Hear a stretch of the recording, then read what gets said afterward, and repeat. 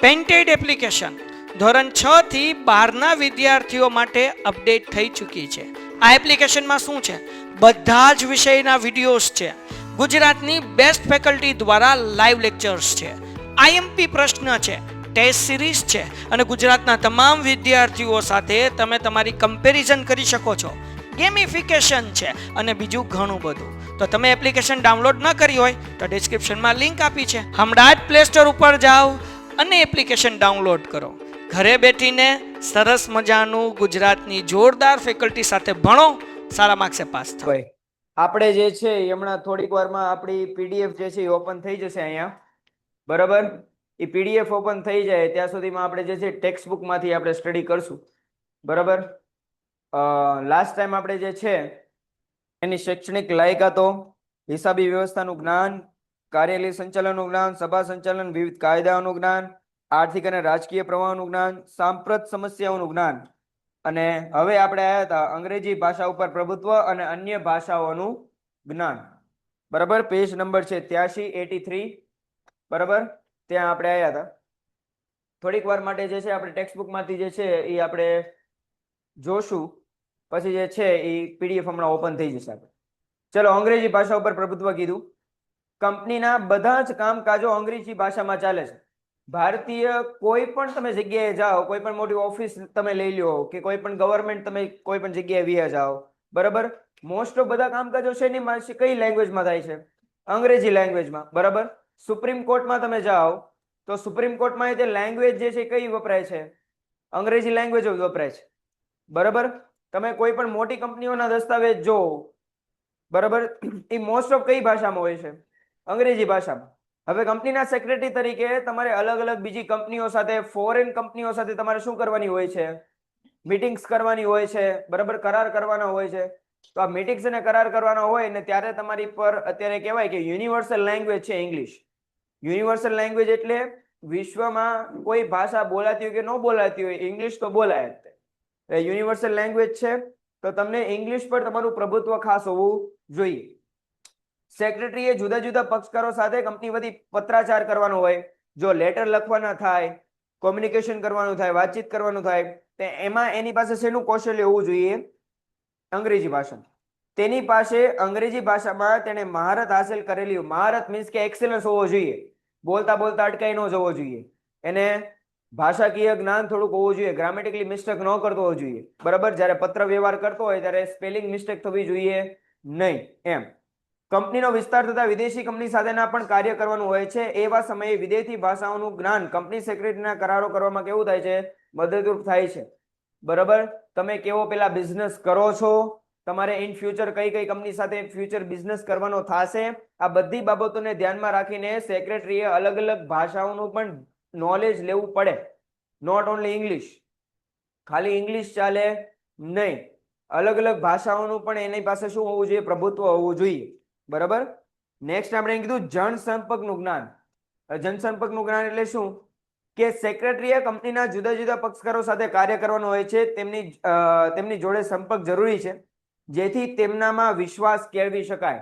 ભાઈ ઘણા વ્યક્તિ એવા હોય ને, ઘણા વ્યક્તિ માની લ્યો કે આપણે નોર્મલી ક્યાંય માથાકૂટ થયું હોય કે ઝઘડા થયા હોય ને, તો કોઈક એવા વ્યક્તિ આવે, એ આપણી ફેમિલીમાં હોય કે સમાજમાં હોય, કોઈક એવા વ્યક્તિ આવે, બરાબર, ને ઈ જ્યારે વાતચીત કરે ત્યારે ઈ ઝઘડાનું કે માથાકૂટનું શું આવી જાય?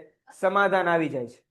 આવી જાય કે નથી આવતું? અસરકારક સમાધાન આવી જાય છે, કે લડાઈ ઝઘડા આગળ થતા નથી. કારણ કે ઈ જે સમાજનો વ્યક્તિ હોય છે કે આપણા પરિવારનો વ્યક્તિ હોય છે, એ એવી રીતે વાતચીત કરે છે, આપણી સાથે એવી રીતે પોતાના પોઈન્ટ્સ મૂકે છે, જેના કારણે ઝઘડા બધા કેવા થઈ જાય છે?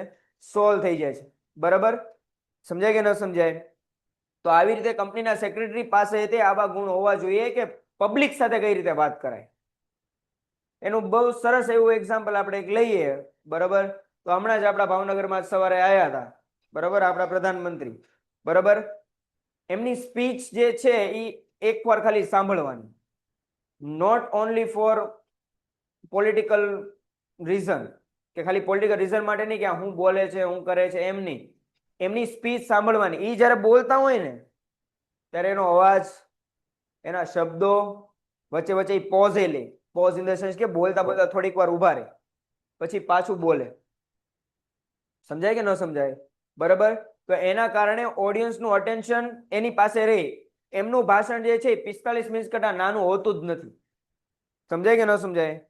એમનું ભાષણ 45 મિનિટ કરતા નાનું હોતું જ નથી. કલાક કે 1.5 કલાકનું હોય છે તો કલાક કે 1.5 કલાકમાં તમારી સામે બેઠેલા 30 કે 40,000 લોકોને તમારી સામે રાખવા, તમારી વાતમાં એને લેવા ઇન ધ સેન્સ કે તમારી તરફ એને ધ્યાન દોરવું, તમારી વાત એને સમજાવી, તમારા પોઈન્ટ્સ એને કહેવા, એ બહુ અઘરું કામ છે. એમાં આપણે જોઈએ તો પ્રધાનમંત્રી છે બરાબર, આપણા ઇવન કોઈ પણ પોલિટિક્સને લઈ લેવા, પોલિટિકલ લીડરને તમારે લઈ લેવા, એની લેંગ્વેજ, એનું બોલવાનું એવું હશે ને, એની ભાષા ખાસ એવી હશે ને કે તમે એને હેટ કરતા હો ને, તમને એને પસંદ ન કરતા હો ને, તોય તે થોડીક વાર તમને જે છે એક હોપ લાગે, એની પાસે એક આશા લાગે. બરાબર, તમને એમની વાત સાંભળવાનું મન થાય. તો કંપનીનો સેક્રેટરી જ્યારે શેર હોલ્ડર, ડિબેન્ચર હોલ્ડર, કંપનીના સંચાલકો, બરાબર, અન્ય કંપનીઓ એની સાથે કરાર કરવાનો હોય ત્યારે એની પાસે પબ્લિક સાથે કઈ રીતે વાત કરવી, લોકો સાથે કઈ રીતે વાત કરવી, એનું જ્ઞાન હોવું જોઈએ. એનાથી એમાં વિશ્વાસ કેળવી શકાય. કંપની સેક્રેટરી જો યોગ્ય જાહેર સંપર્કનો જ્ઞાનનો ઉપયોગ કર્યો હોય તો લાંબા ગાળે કંપનીના પ્રતિષ્ઠામાં શું થાય? વધારો થાય. બરાબર, કંપનીના શેર હોલ્ડરના પ્રશ્નો જો આવ્યા હોય તો એ પ્રશ્નો જલ્દીથી સોલ્વ થઈ જાય. તમારી સાથે કંપનીમાં સારામાં સારી રીતે તમારી સાથે વર્તન થાય. બરાબર, તમારી સાથે એવી રીતે વાતચીત કરવામાં આવે, બરાબર, કે જેથી તમારી લાગણી દુભાય નહીં અને તમને તમારા પ્રશ્નનો સારામાં સારો શું મળે? નિકાલ મળે. બરાબર, એનું સોલ્યુશન તમને જલ્દી મળે. એના કારણે કંપનીની પ્રતિષ્ઠામાં શું થાય? વધારો થાય. જેથી જનસંપર્કનું જ્ઞાન હોવું જરૂરી છે. તમારી પાસે પબ્લિક રિલેશન કેમ સાચવવા એનું નોલેજ હોવું જોઈએ. બરાબર, ચાલો. કમ્પ્યુટર અને અન્ય ઇલેક્ટ્રોનિક સાધનોનું જ્ઞાન, કે ભાઈ તમારી પાસે કોમ્પ્યુટર નોલેજ હોવું જોઈએ. અલગ અલગ ઇલેક્ટ્રિક સાધનો તમારે કેમ વાપરવા, કેમ ન વાપરવા, એનું તમને ખ્યાલ હોવો જોઈએ. એઝ અ સેક્રેટરી તમને કોમ્પ્યુટર પર તમારી આવડત, હું એમ કહું કે ઇંગ્લિશ પર આવડત તો જરૂરી છે જ તે, પણ સાથે સાથે કમ્પ્યુટર પર આવડત વધારે જરૂરી છે. બરાબર, વિકસિત સમાજમાં અનેક આધુનિક કંપનીઓમાં કમ્પ્યુટર વર્તમાન સમયની જરૂરિયાત છે, કારણ કે કમ્પ્યુટર દ્વારા શેર હોલ્ડરો, ડિબેન્ચર હોલ્ડરો, સંચાલક મંડળ અને કંપની અંગેની અન્ય બાબતો, પક્ષકારો વિશેની વિશાળ માહિતીનો સંગ્રહ કરી શકાય છે. બરાબર, તમારા શેર હોલ્ડર કોણ છે, તમારા ડિબેન્ચર હોલ્ડર કોણ છે, તમે કઈ કંપની સાથે કરાર કરેલા છે, બરાબર, તમારા સંચાલક મંડળ કોણ છે, સમજાય કે ન સમજાય? આ બધી બાબતોની ઇન્ફોર્મેશન તમને ક્યાં મળી રહે? કોમ્પ્યુટર પર મળી રહે છે. બરાબર, એમ, જેના કારણે સમય, સાધન અને માનવ શ્રમનો બચાવ થાય છે. એટલા માટે સેક્રેટરી પાસે કમ્પ્યુટર અંગેનું જ્ઞાન જરૂરી છે. આ ઉપરાંત ઓફિસ સંચાલનમાં વપરાતા વિવિધ પ્રકારના ઇલેક્ટ્રોનિક ઉપકરણોનું પણ જ્ઞાન હોવું જોઈએ. બરાબર, એવું નહીં કોમ્પ્યુટર આવડે તો બધું આવડે. અલગ અલગ ઇલેક્ટ્રોનિક ઉપકરણો હોય, ફેક્સ મશીન હોય, બરાબર, ઈ કેમ ચાલે, ઈ કેમ નથી ચાલતી, ત્યાં જઈને તમે એમ ન કહો મને ફેક્સ મશીન ચલાવતા નથી આવડતું, કોમ્પ્યુટર નથી આવડતું, તેમ હાલે નહીં. બરાબર, આ ઉપરાંત ઓફિસ સંચાલનમાં વપરાતા વિવિધ ઇલેક્ટ્રોનિક ઉપકરણોનું જ્ઞાન હોવું જરૂરી છે, જેથી કર્મચારીઓ ગેસ શિસ્ત પર અંકુશ રાખી શકાય. તમને ખબર જ ન હોય કે ડેટા એન્ટ્રી કઈ રીતે થાય છે, અત્યારે તો સોફ્ટવેર આવી ગયા ને બધા, તો કંપનીમાં સોફ્ટવેર કઈ રીતે કામ કરે છે, કઈ રીતે કામ નથી કરતું, સોફ્ટવેરની અલગ અલગ બાબતો, એના પેરામીટર્સ, એ સેક્રેટરીને ખ્યાલ હોવા જોઈએ.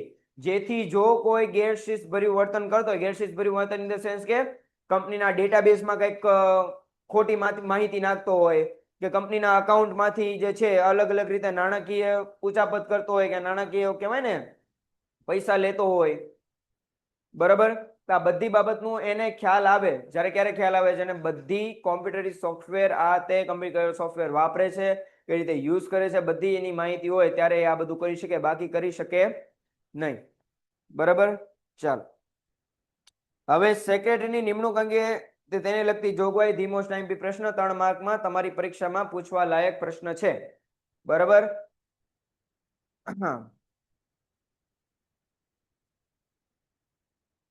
હા બેટા, શું ક્વેશ્ચન છે?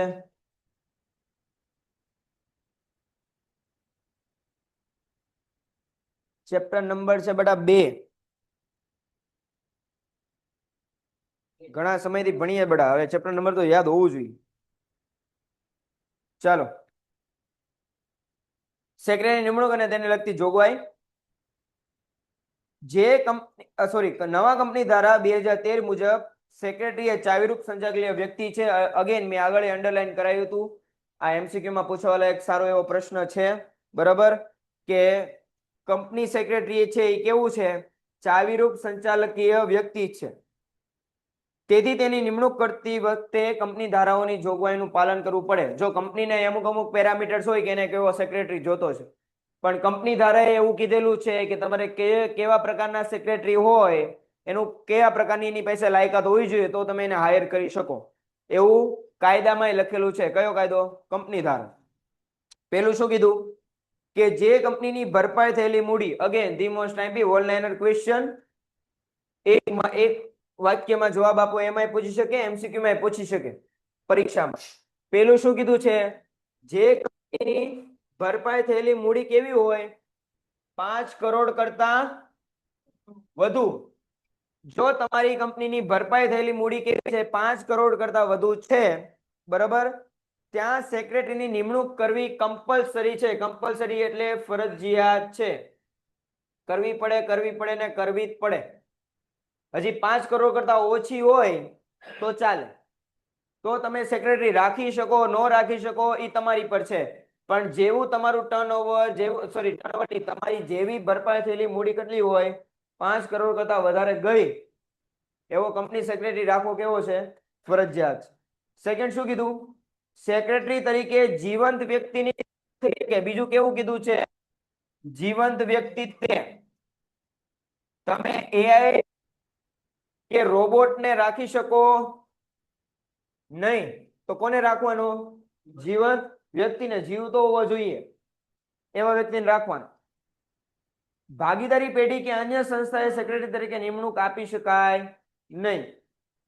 જે વ્યક્તિની નિમણૂક કરવાની હોય, અગેન આપણે જોઈ ગયા, એની પાસે શું હોવું જોઈએ? શેનું પ્રમાણપત્ર હોવું જોઈએ? Institute of company secretary of India, બરાબર, CS. ચલો નીચે. પછી ચોથું શું કીધું? કે કંપની સેક્રેટરી તરીકે નાદાર. હવે નાદાર એટલે શું? ચલો આન્સર આપો. આપણે છે એક નાદાર કીધું, બીજું શું કીધું આપણે? અસ્થિર. બીજું અસ્થિર મગજ કીધું. બીજો કેવો કીધો? સગીર કીધો. પછી ઓકે, પેલા મને એમ કહો, નાદાર એટલે કોણ? હા, મગજ, સોરી, મગર લખાઈ ગયું. મને લાગ્યું પૂછાય.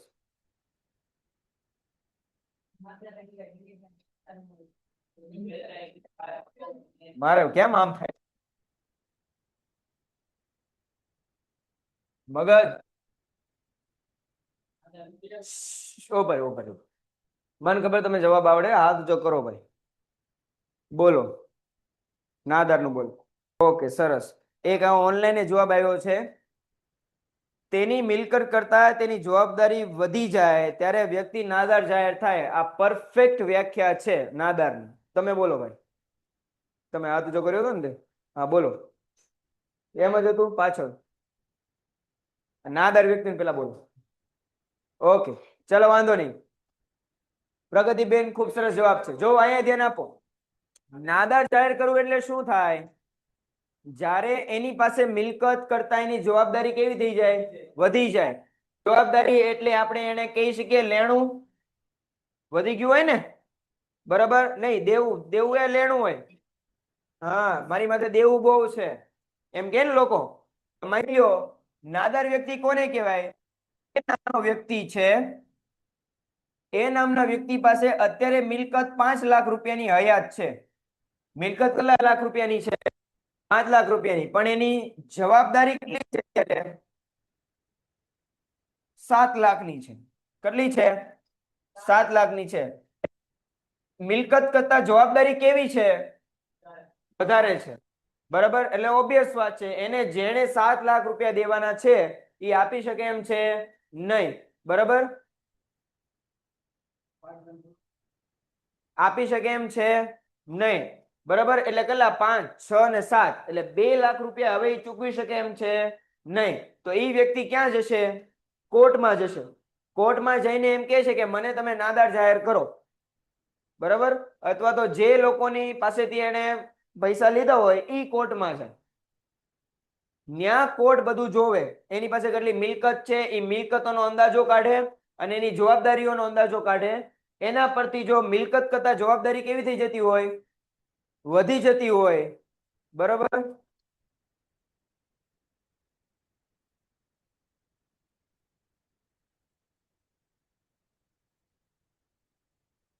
મિલકત કરતા જવાબદારી કેવી થતી જતી હોય, વધી જતી હોય, તો ઓબ્વિયસ વાત છે એને કોર્ટ કેવો જાહેર કરશે, નાદાર જાહેર કરે. બીજો કેવું કીધું છે, અસ્થિર મગજનો, બરાબર, એને કોઈ પણ પ્રકારની માનસિક બીમારી હોવી જોઈએ નહીં. અસ્થિર મગજ એટલે કેવું, માનસિક બીમારી હોવી જોઈએ નહીં. જો માનસિક બીમારી ધરાવતો હોય તો એ માનસિક બીમારીના કારણે એ યોગ્ય રીતે કામ કરી શકે નહીં. ને આગળ જોઈ ગયા કંપનીની જવાબદારી, કંપની સેક્રેટરી તરીકે એની પાસે કેટલી મોટી જવાબદારીઓ હોય, એટલે એમ રાખી શકાય નહીં. સગીર એટલે કેવો, 18 વર્ષ કરતા નાનો હોવો જોઈએ નહીં, 18 વર્ષ કરતા કેવો હોવો જોઈએ, મોટો જ હોવો જોઈએ. એટલે સગીર તરીકે તમે એની નિમણૂક કરી શકો નહીં. પછી એની પાસે ગમે એટલી લાયકાત હોય, CS નો ડિગ્રીનું ફોર્મ તો આવે જ નહીં પહેલી વાત તો ઈ, બરાબર, પ્રમાણપત્ર માંગ્યું ને નો આવી શકે. એટલે અગેન તમારે શું જોવું પડે, એ સગીર છે નહીં, એ બાબતનું ખાસ ધ્યાન રાખવાનું. પછી આપણે શું કીધું છે કે કંપની સેક્રેટરી તરીકે નિમણૂક કરવા માટે સંચાલક મંડળની સભામાં શું પસાર કરવો પડે, ઠરાવ પસાર કરવો પડે ભાઈ. એટલે મીટિંગ બોલાવવી પડે ને એમાં કેવું પડે કે ભાઈ આપણે શું હવે જોઈએ છીએ, કંપની સેક્રેટરી રાખવાનો છે, તેમાં શું નક્કી કરવાનું, નિમણૂક અંગેની શરતો. નિમણૂક અંગેની શરતો એટલે શું, સરસ, નિમણૂક અંગેની શરતોમાં શું આવે, તો પેલા એનું શું છે, કામ, બરાબર, એને કેટલું કામ કરવાનું છે, એનું કામ, અથવા તો એમ આપણે કહી શકીએ એનું કાર્યક્ષેત્ર. શું જોવાનું આપણે કે ભાઈ કંપની સેક્રેટરી તરીકે તમારે કઈ કઈ રીતે કામ કરવાનું છે. આગળ આપણે જોઈ ગયા હતા કે કંપનીના સેક્રેટરી બે ટાઈપના હોય, એક પર્સનલ સેક્રેટરી અને કંપનીનો સેક્રેટરી. હવે કંપનીનો સેક્રેટરી તરીકે નિમણૂક કરી છે તો એનું કામ શું શું છે, શું એને કાર્ય કરવાનું છે, શું કાર્ય નથી કરવાનું, એટલે ઈ પેલા જોવાનું. બીજું એને શું કીધું છે, એનું મહેનતાણું.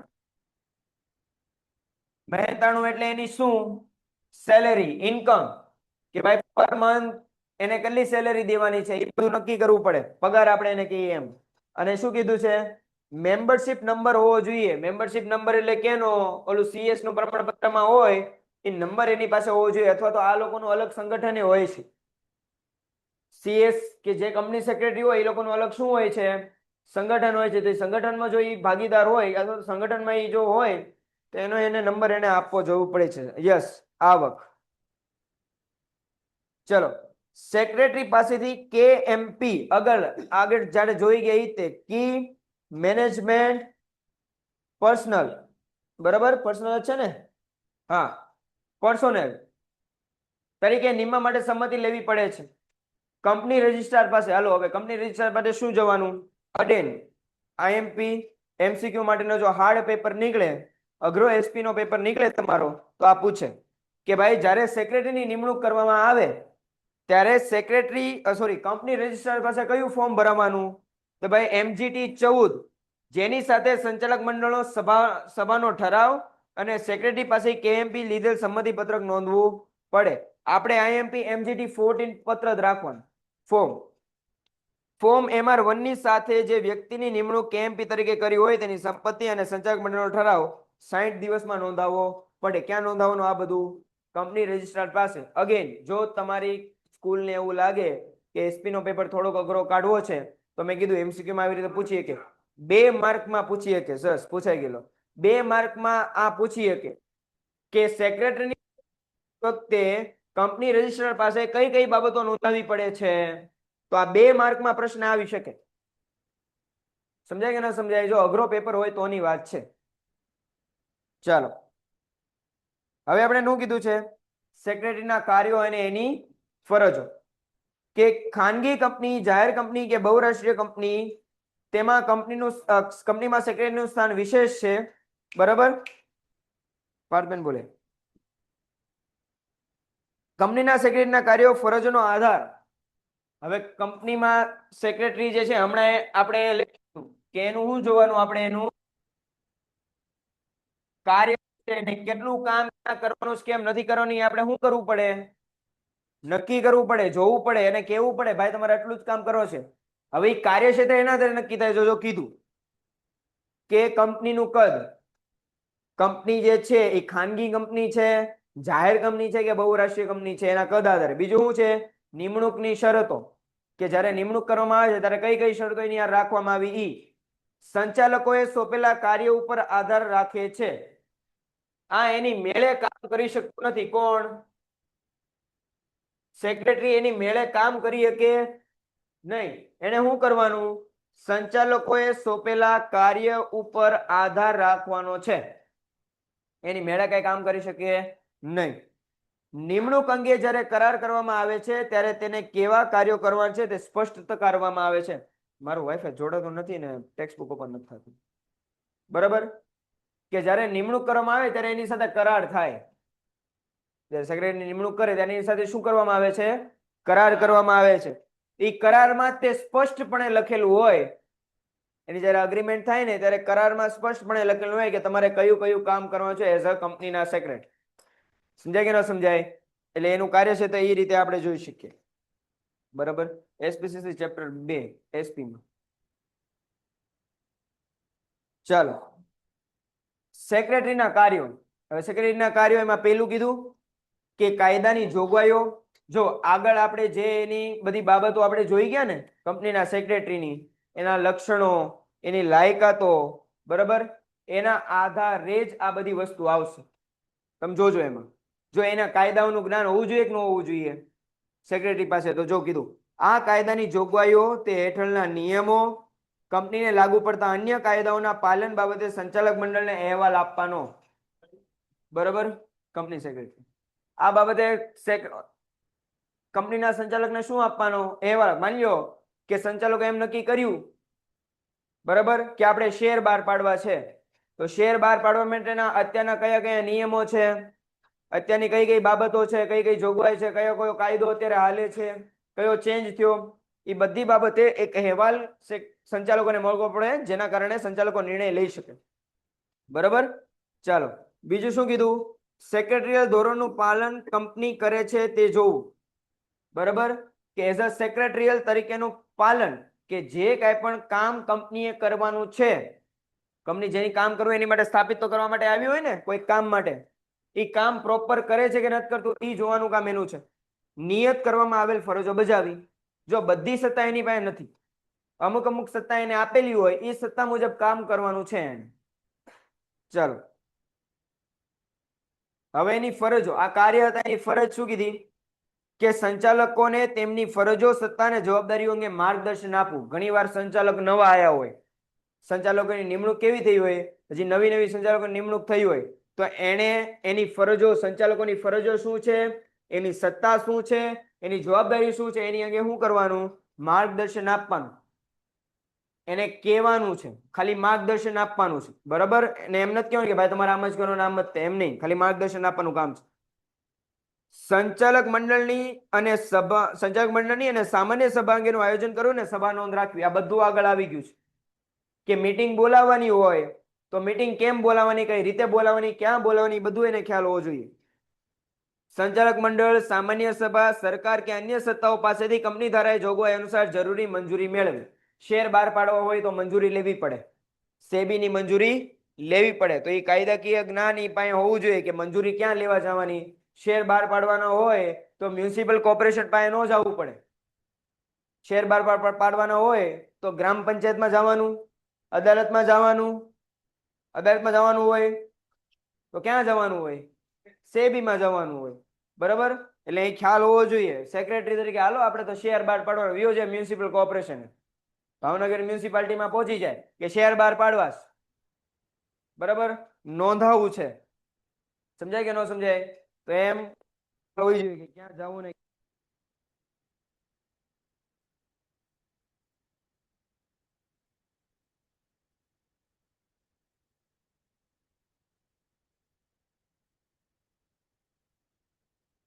હવે સમજાય?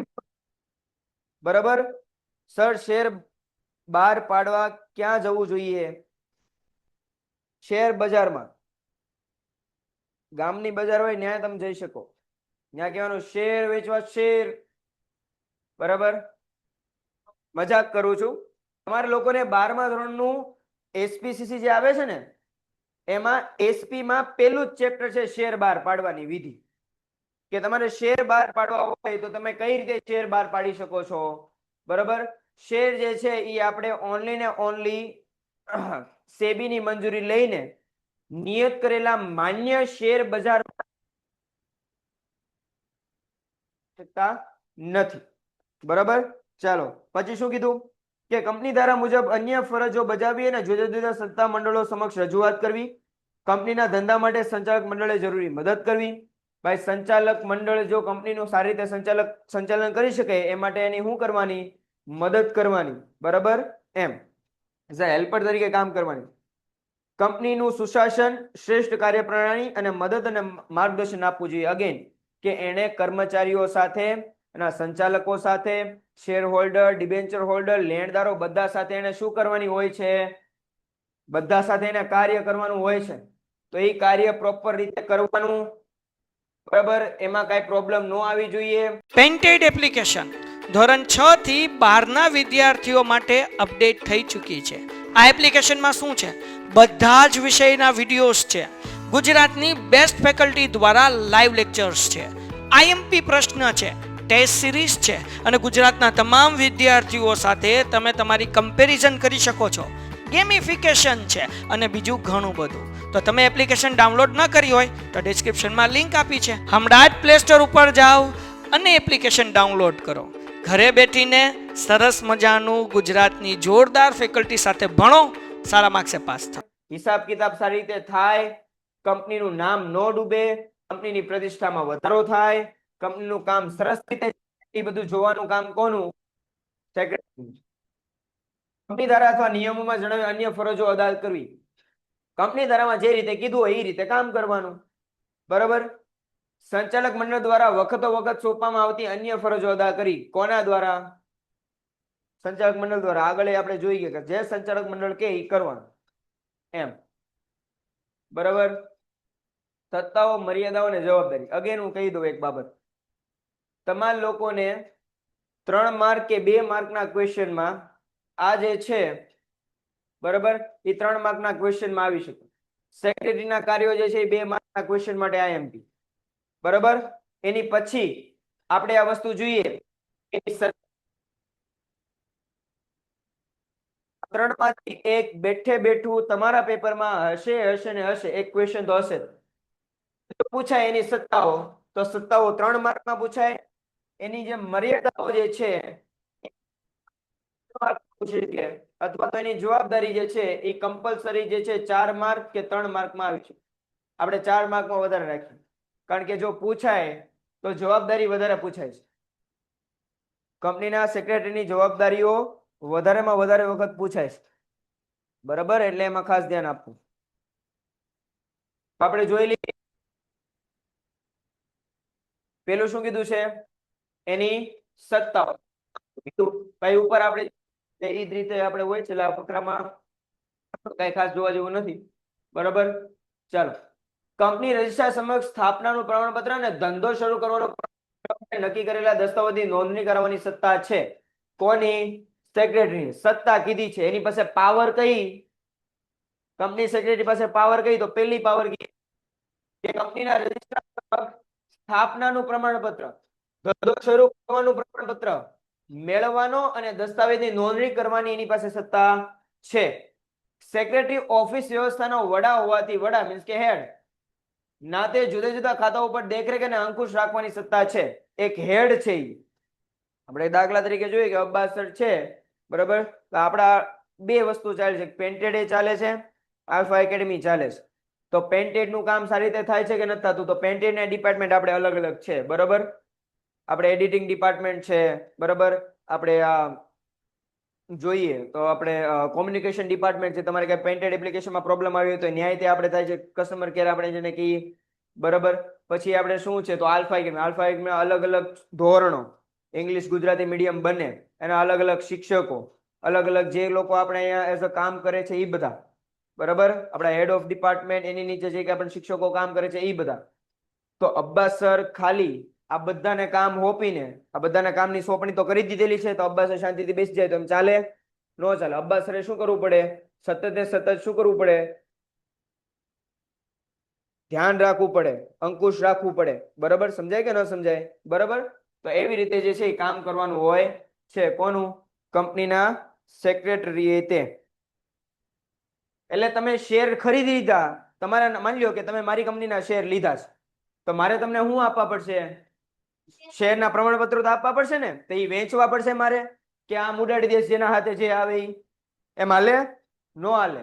તો માની લો આ બેને છે, આ ભાઈએ શેર ખરીદ્યા છે, બરાબર, તો મારે એને એ શેર ખરીદ્યાનું શું આપવું પડશે? પ્રમાણપત્ર આપવું પડે. પ્રમાણપત્રમાંની વહેંચણી કરવી પડે. એના રજીસ્ટર જે કઈ પણ ઘરનું જે કઈ પણ એડ્રેસ આપ્યું હોય એને અમારે પ્રમાણપત્ર આપી દેવા પડે. એટલે આ અગેન આ બધી બાબતો, આ પ્રમાણપત્ર, શેર વેચણી પત્ર, મેં કીધું 12મા ધોરણમાં ચેપ્ટરમાં તમે આ બધું ડિટેલમાં સમજજો.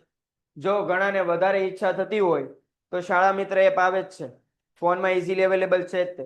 શાળા મિત્રમાં 12મા ધોરણનું પુસ્તક ખોલવાનું, એમાં એસબી માં પહેલો જ તે આપણું ચેપ્ટર છે. જેને વધારે માહિતી જોતી હોય તો એ વાંચી શકે, બાકી 12માં તો ભણવામાં આવશે. શેર હપ્તા, શેર હપ્તે મંગાવે, બરાબર. શેરની માની લો કે 1000 રૂપિયાના શેર ખરીદ્યા, તમે રૂપિયાના શેર ખરીદ્યા, 1000 રૂપિયાના શેર ખરીદ્યા, પણ 1000 તરત ને તરત દઈ દેવાના નથી, હપ્તા મુજબ દેવાના.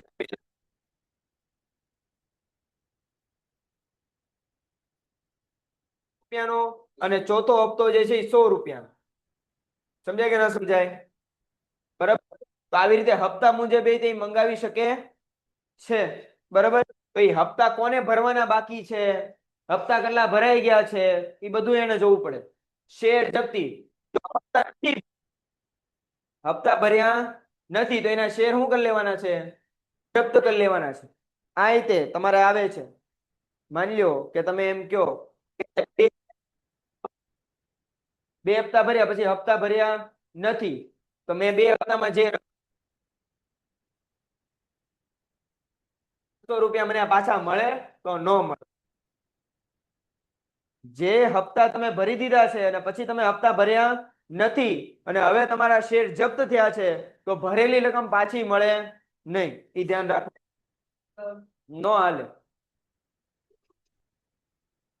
કઈ રીતે નો હાલે?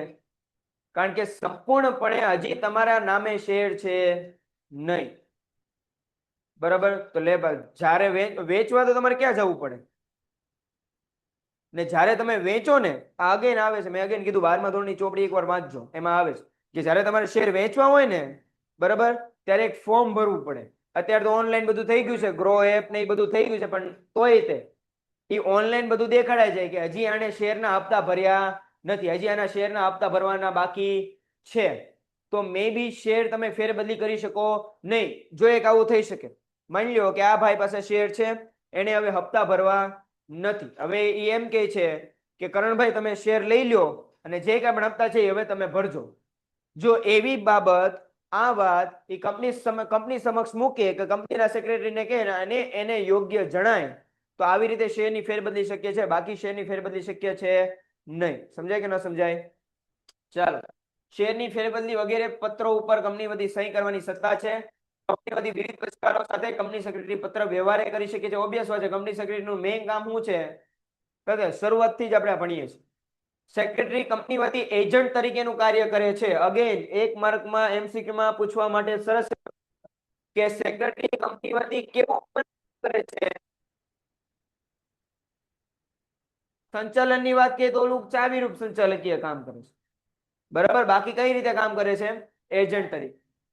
સંચાલક મંડળ પાસેથી મળેલી સત્તાને આધારે કંપની વતી કોઈ કાર્ય કરે તો તે માટે કંપની જવાબદાર ઠેરવી શકે છે. માની લો સંચાલક મંડળે એમ કીધું કે ભાઈ તારે કર્મચારીઓની નિમણૂક કરવાની જવાબદારી તારી માથે છે, તો માની લો કે એ નિમણૂક કરવામાં એનાથી કઈ ભૂલ થઈ ગઈ, બરાબર, તો એની ભૂલ ગણાશે? એની ભૂલ ગણાશે નહીં. કોની ભૂલ ગણાશે? બરાબર, કોઈ કાર્ય કરે તો તે માટે કંપનીને જવાબદાર ઠેરવી શકે છે. એને એમ કીધું કે નિમણૂક કરો, હવે નિમણૂકમાં પછી કઈ પ્રોબ્લેમ આવી તો એ એમ કહે કે ભાઈ તમે તો એમ કીધું હતું કે આ રીતે નિમણૂક કરો ને મેં એ રીતે શું કરી છે? નિમણૂક કરી છે. તો એ કંપનીને જવાબદાર ઠેરવી શકે ને કંપની એને જવાબદાર ઠેરવી શકે. સંચાલક મંડળે સોંપેલા કાર્ય કરવાની સત્તા એની પાસે છે. સંચાલક મંડળ જે કામ આપે એ કાર્ય કરી શકે. આ 10 વાર આવ્યું તો ઓબ્વિયસ વાત છે કે સંચાલક મંડળ જે કે એ કરવાનું, બાકી કઈ કરવાનું છે નહીં. અવાજ બંધ થઈ જાય છે લાઈવ માં તો.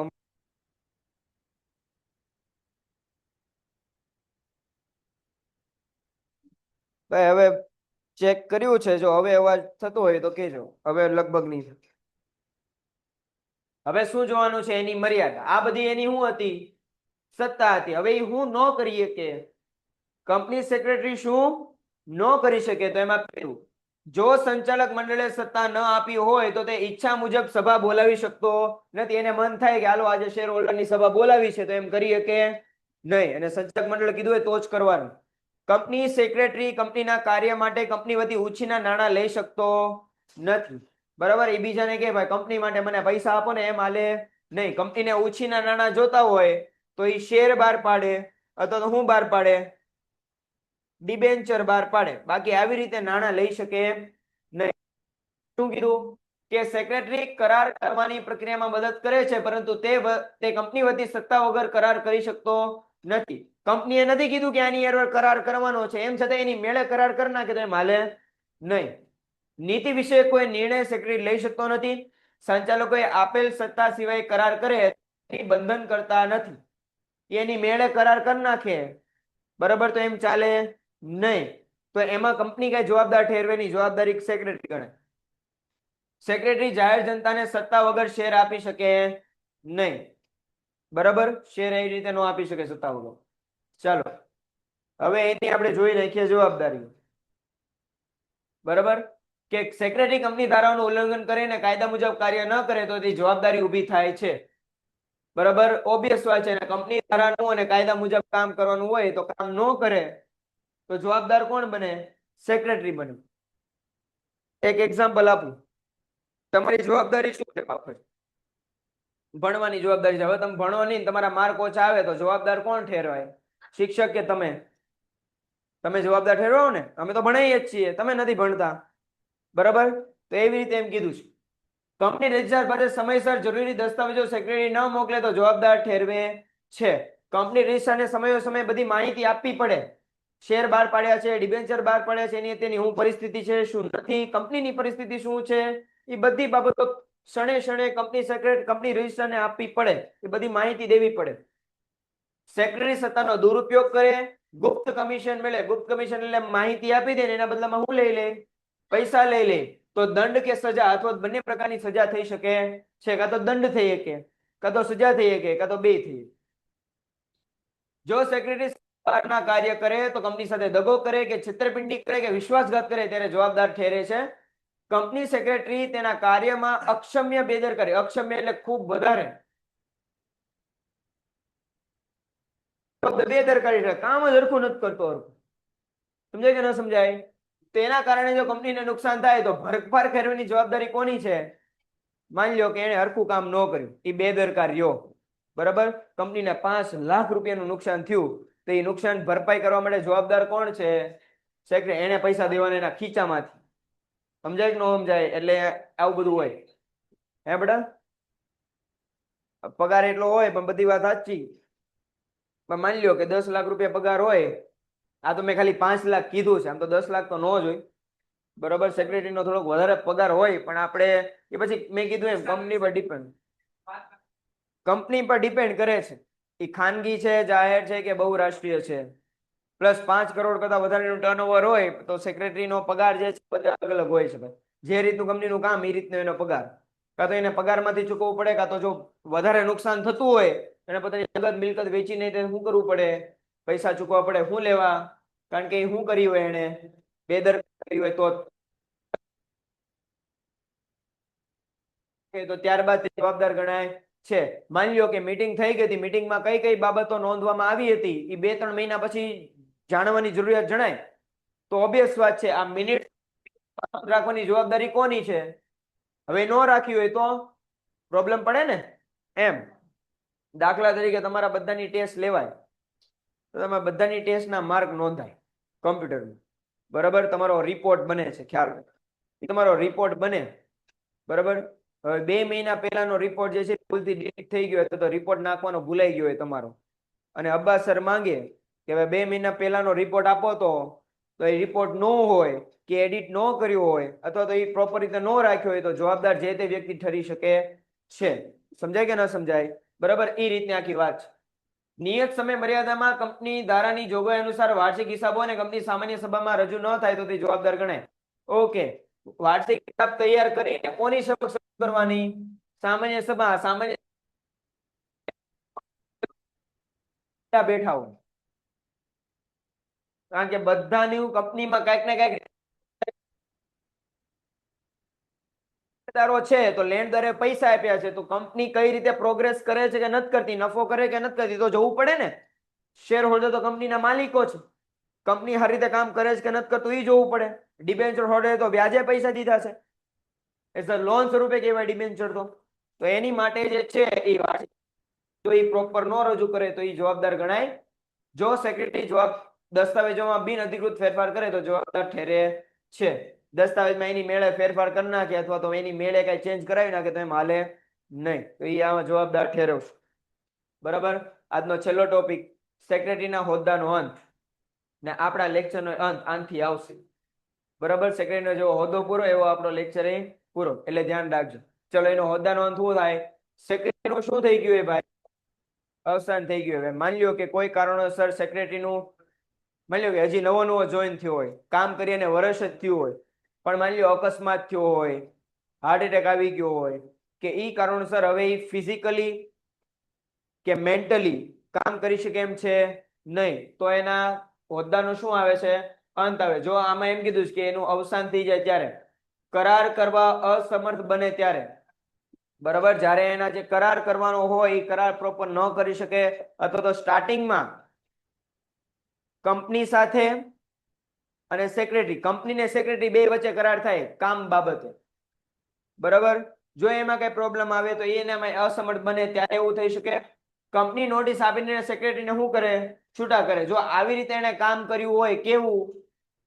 બેદરકારી પૂર્વકનું કામ કર્યું હોય, આ બધું કર્યું હોય, આ 8 પોઈન્ટ કર્યા હોય, તો કંપની શું કરી શકે? એને છૂટો કરી દે કે ભાઈ હવે નો આવતા કાલથી.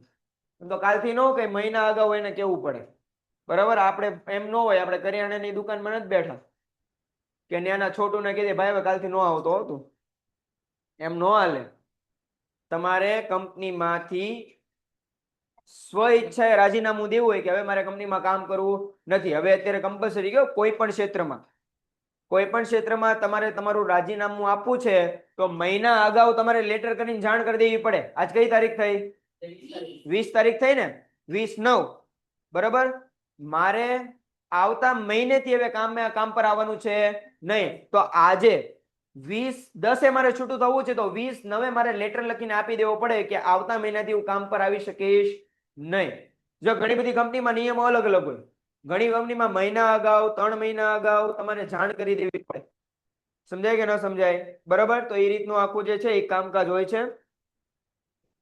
પછી સેક્રેટરી રાજીનામું આપે ત્યારે એની મેળે રાજીનામું આપે કે ભાઈ હવે મારથી આ કામ થઈ શકે એમ છે નહીં, તો એ સ્વેચ્છાએ રાજીનામું આપે ત્યારે કંપની જોડે છેતરપિંડી કરે, વિશ્વાસઘાત કરે કે દગો કરે, આવું થાય ત્યારે માની લ્યો કે ભાઈ નાણાંની ઊંચાપત આણે જ કરી, બરાબર, દર મહિને 10 દિવસે 10 રૂપિયા ખાતામાંથી કાઢતો ગયો, 10 રૂપિયા કાઢે એટલે બહુ કઈ લાગે નહીં, બરાબર, પણ લાંબા ગાળે જોયું તો કેટલા બધા પૈસા ખાઈ ગયો ત્યારે આવું બહાર આવે. આ તો એક્ઝામ્પલ છે. હા, 10 રૂપિયા ન કહેતા કે સાહેબ 10 રૂપિયા ક્યાંથી આવ્યા, બરાબર, કંપની એટલો બધો ટર્નઓવર કરતી હોય 10 રૂપિયાનું, એટલે અગેન એક્ઝામ્પલ છે, બહુ ડીપમાં નહીં જવાનું. અગેન કહી દઉં, આવું મારે આ લગભગ મેં આ કીધેલું છે કે નથી કીધેલું મને ખબર નથી. અગેન આ જોડે કે હું જે ઉદાહરણ આપું ને એ તમારી સમજ માટે, કે તમને ઈઝીલી આમાં પોઈન્ટ આવ્યો કે નોટિસ આપીને સેક્રેટરીને છૂટા કરવાના, પછી એમ લખે જેમ આપણે કાર્યાલયમાં છોટું એમ કંપનીના સેક્રેટરીને કહી શકાય નહીં એવું નહીં લખ. મારે બહુ ખરાબ અનુભવો છે. હું પેલા એક સ્કૂલમાં ભણાવતો ને તો ત્યાં 10મા ધોરણનું સામાજિક વિજ્ઞાન ભણાવું છું. તો સામાજિક વિજ્ઞાનમાં 15 ચેપ્ટર શરૂ થાય ને એટલે ઇકોનોમિક્સ નું આખું ચેપ્ટર, આર્થિક વિકાસ ને આ ને તે ને બધા ચેપ્ટર શરૂ થાય. તો ઓબ્વિયસ વાત છે એમાં તમારે ઉદાહરણ આપીને જ સમજાવવું પડે. બહાર જે સમાજમાં એ ઉદાહરણ ચાલતા હોય, જે પરિસ્થિતિ હોય એ આપીને તમારે સમજાવતા એક દી. બરાબર. મને નહોતી ખબર, મને એમ હશે કે ચલો એ લોકોને સમજાય છે. હા, એવું પેપર જયારે મેં ટેસ્ટ લીધી ને ત્યારે મારા ઉદાહરણો લખે છે જે મેં સમજાવ્યો નહીં. બરાબર. એ ઉદાહરણો કોન્સેપ્ટ તો લખતા જ નથી.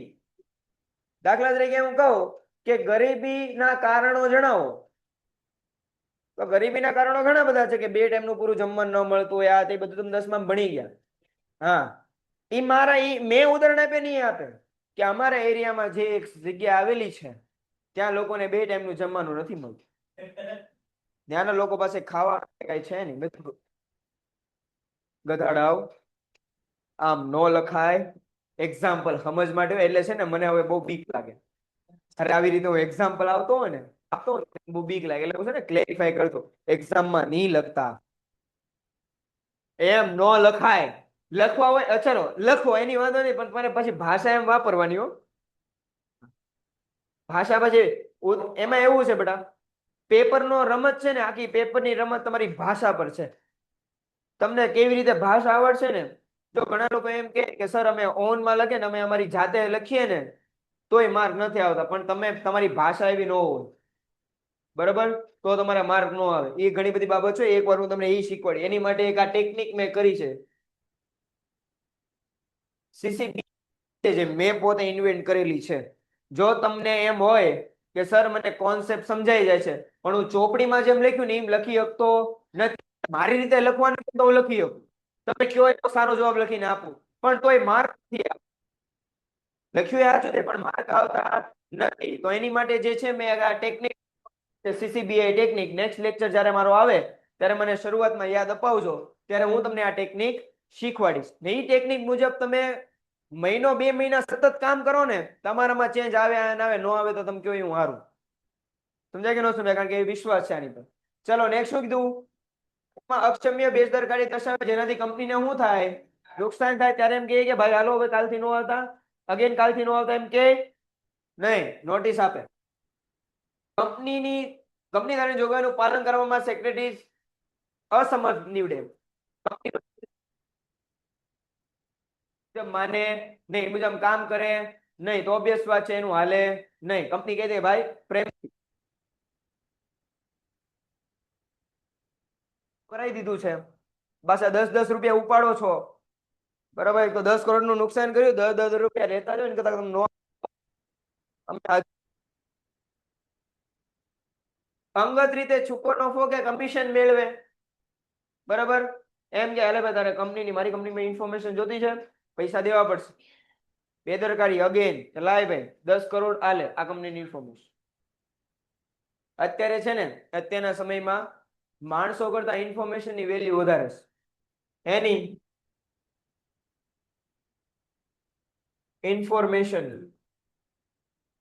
તમારી માહિતી. તમે મને એમ કહો તમારા ફોનમાં અલગ અલગ મેસેજ આવતા હોય, ઓલી રમી સલકા, અત્યારે તો એ બધું બેન થઈ ગયું છે, પણ અલગ અલગ કંપનીના અને એના બધા મેસેજ આવતા હોય. એકવાર વિચાર કર્યો કે આના નંબર આપણી પાસે ક્યાંથી? આપણે કોઈ દિવસ Dream11 ડાઉનલોડ ન કર્યું હોય, રમી સર્કલ ડાઉનલોડ ન કર્યું હોય, કે કોઈ એવી મોટી જગ્યાએ આપણે ખરીદી કરવા ન ગયા તોય આપણા કેમ મેસેજ આવે છે?